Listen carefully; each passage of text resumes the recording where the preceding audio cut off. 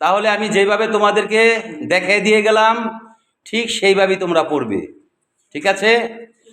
আর কোথাও যেন ভুল না হয়, কালকে যেন আমি যখন তোমাকে পড়াবো তখন যেন কোনো জায়গায় যেন তুমি আটকা না পড়ো, খুব মুখস্থ করে সুন্দরভাবে, ঠিক আছে? নাসির, আমার তো আজকে একটু জরুরি দরকার একখানে, তাই বেশিক্ষণ আমি সময় দিতে পারলাম না। ওই বাচ্চারা যদি একটু কোনো জায়গায় আটকা পড়ে যায় তো তুমি একটু ধরে দিও, ঠিক আছে? কারণ সামনে পরীক্ষা, রেজাল্ট ভালো না হলে তো আমারও বদনাম, তোমাদেরও সমস্যা। তাহলে ঠিক আছে, আমি আসি। আচ্ছা,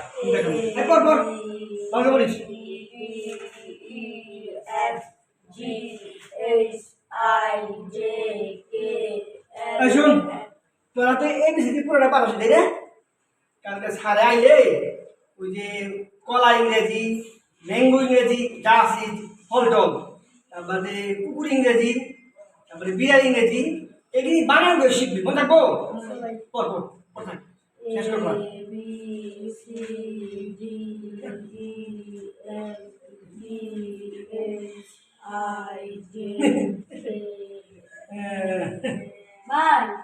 কি কাজ? মোবাইল তো দিতেছি। আরে আমি যদি বড় ক্লাসের মানুষ, আমি মোবাইলে তো সমস্যা কি? দেখ তো বাদ, আমি তো বড় ক্লাসের মানুষ।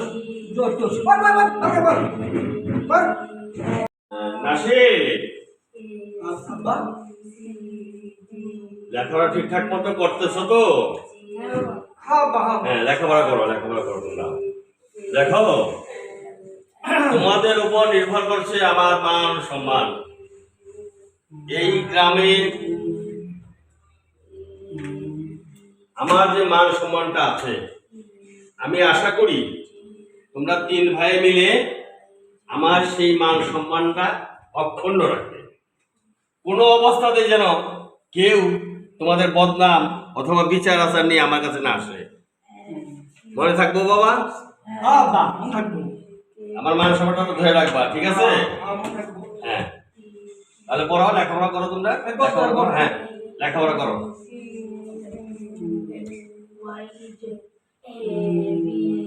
ওদের দিকে একটু খেয়াল রাখো তুমি, নাসির।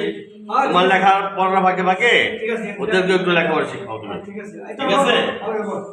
তো আমি তো অফিসে যাচ্ছি, জানো তো তুমি, এই সকাল 7 সকালে আমি বেরোচ্ছি, সেই কতটা আসবো আমি নিজেই জানি না। আমার এই পরিশ্রম কাদের জন্য? তোমাদের জন্য। তোমরা যদি মানুষের মতো মানুষ হও, 10 জনের 1 জন হও, আমি সমাজে মাথা উঁচু করে বলতে পারবো আমার ছেলেরা মানুষ হয়েছে, শিক্ষিত হয়েছে, ঠিক আছে? আর যদি তোমরা অন্যথায় অন্য পথে চলে যাও, আমার মান সম্মান সব ধূলিসাৎ হয়ে যাবে। এই যে আমি পরিশ্রম করতেছি, আমার এই পরিশ্রম বিফলে যাবে। কথাটা মনে রেখো বাবা। তোমাদের কাছে আমার এই একটাই চাওয়া, তোমাদের কোনো আবদার আমি অপূর্ণ রাখিনি, ঠিক আছে? আর একটা কথা, সবার শেষ কথা যেটা, সততাই ধর্ম, মনে থাকবে? হ্যাঁ, মিথ্যা হচ্ছে পাপ, ঠিক আছে? ঠিক আছে, তোমরা ভালো লেখাপড়া করো বাবা, ঠিক আছে? লেখাপড়া করো, আমি অফিসে চললাম। খুদা হাফেজ। ঠিক আছে, ঠিক আছে।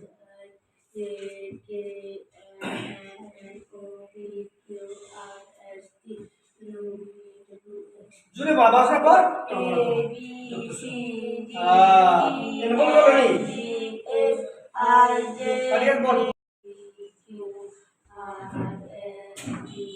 आप বাইরে থেকে বুঝছো?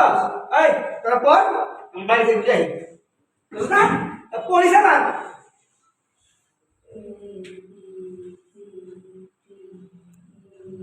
F G H I J K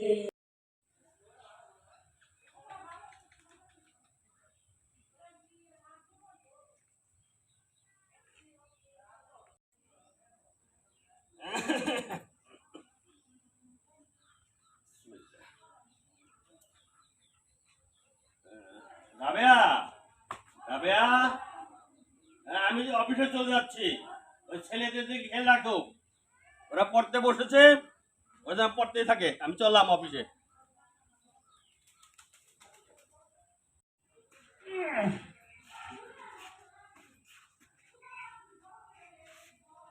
কইলো আব্বাই নাকি অফিসের কাজে 3 দিনে বাইরে গেছে, বাঁচাইবো না। আমার যে কি আনন্দ লাগতেছে। যাই বন্ধু বান্ধবের সাথে আড্ডা দিয়ে, আড্ডা না দিলে আমার ভালোই লাগে না। কি যে করি, সামনে তো আমার পরীক্ষা, পড়ানো দরকার। যা, পরীক্ষায় ফেল করলে করলাম, তাই কি হয়েছে? আমার আব্বার কি টাকা পয়সা কম আছে? ফেল করলে কি পাস করলে কি, সময় গেলে সময় পাম না। আগে আড্ডা দেই, পড়াটা পরে পাম নে। যাই দেখি আগে।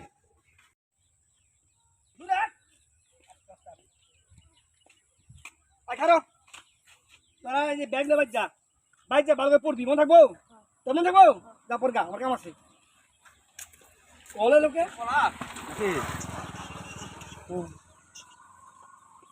হ্যালো, হ্যাঁ হ্যাঁ হ্যাঁ দোস্ত, হ্যাঁ ডেট কালকে হয়েছে, কালকে ডেট হয়েছে। হ্যাঁ আরে ভাই 3 দিনে বাইতে না। হ্যাঁ তোরা কাম কর, ওই খাস চল্লিশটা নাই, হ্যাঁ সন্ধ্যাবেলায় গাড়ি ছাড়বো। হ্যাঁ 2 দিনের মধ্যে ঘুরে আহম নেই, আব্বা তো বাইতে না। হ্যাঁ ঠিক আছে, তোর খাস চুলাই ওখানে যাই, যাকে কম নেই, সমস্যা না। হ্যাঁ রাখি, আমি রাখি। হ্যাঁ হ্যাঁ ওকে ওকে। আসসালামু আলাইকুম। ওয়ালাইকুম আসসালাম। এখন কি অফিস থেকে আসলেন? জি। রেজাল্টের কথা অবশ্যই শুনেছেন। হ্যাঁ হ্যাঁ শুনেছি। দেখুন, আপনার 3টা বাচ্চা আমার কাছে পড়াশোনা করতো, ওদের 2টা বাচ্চার রেজাল্ট কিন্তু আমার কাছে খুবই ভালো। হ্যাঁ কিন্তু আপনার বড় ছেলেটা যে কেন এরকম হলো আমি ঠিক বুঝে উঠতে পারলাম না। তবে আমার মনে হয় ঘরের কিছু গাইডলাইনের দরকার ছিল, সেখান থেকেই ওর মনে সমস্যাটা হয়েছে। আপনার কাছে যেটা ঘাটতি লেগেছে, ঘরের সমস্যা, অন্তত আমার সঙ্গে তো শেয়ার করতে পারতেন আপনি। দেখুন, আপনার সাথে শেয়ার করাটা অবশ্যই আমার একান্ত প্রয়োজন, অবশ্যই দরকার ছিল। কিন্তু আসলে আমি চেয়েছিলাম হুম। কিন্তু পারি নাই। তার কারণ হয়েছে ওই যে আপনি 3 দিন আগে মনে করেন 3 দিনের জন্য আপনার কি অফিসের কাজে আপনি অফিসের কাজে আমি 3 দিন বাইরে ছিলাম। বাইরে ছিলেন। হ্যাঁ আর তখনই তো পরীক্ষাটার মুখোমুখি ছিল। হ্যাঁ। কিন্তু আমি খালাম্মার কাছে অনেকটা বলেছি। ও খালাম্মা কালাম্মা কালাম্মা, আপনি আমাকে বলবেন যে সমস্যা হয়। আমি কিভাবে বলবো বলেন? ওই ছেলে ওই সবের ভিতরে, আপনিও মনে হয় অফিসে গেছেন, ওই সময়েই আপনার ছেলে ঘরের থেকে বেরিয়ে তারা বন্ধু বান্ধব নিয়ে আসে কক্সবাজার গেছে, তারা সে ঘুরতে গেছে, কক্সবাজার গেছে। পরীক্ষার দিনই আপনার গিয়া ওরা আইসা পৌঁছাইছে, এবং পরীক্ষার টেবিলেও ওকে আমি ঠিক মতন পাই নাই। আমি কি করব বলেন? এটা কি বললেন আপনি? সেটা আমি খালাম্মার কাছে অনেকবার বলেছি। না, না, না, আমার হয়ে গেছে, না।